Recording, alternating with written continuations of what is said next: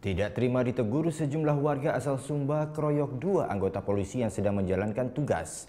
Mereka bahkan sempat merampas kartu anggota polisi dan surat tugas.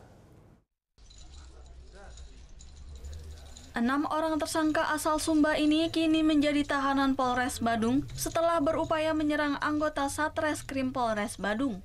Peristiwa yang terjadi pada Sabtu dini hari ini bermula saat tim dari Satreskrim Polres Badung melakukan kegiatan patroli dalam rangka operasi premanisme.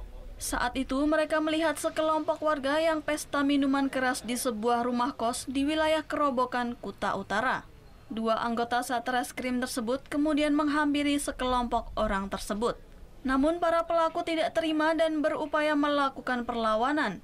Mereka juga menyita kartu tanda anggota dan surat tugas serta handphone milik anggota. Meski bantuan dari petugas lainnya sudah datang, namun sekelompok warga Sumba tersebut semakin beringas dan masih berupaya menyerang petugas.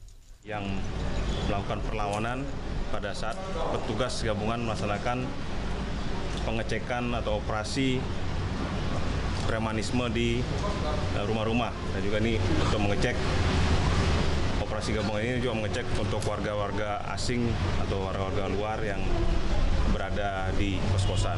Jadi pada saat dilaksanakan pengecekan dan sekarang operasi ini, 6 orang ini sedang dalam keadaan mabuk dan pada diperiksa melawan dan melakukan pengancaman kepada aparat.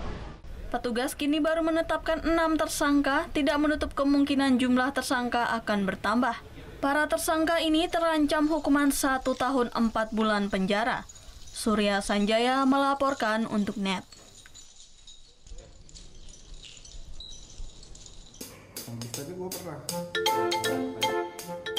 Nah, udah kan untuk beritanya? Jangan lupa di-subscribe, di-like, dan juga di-komen ya akun YouTube dari Net Bali.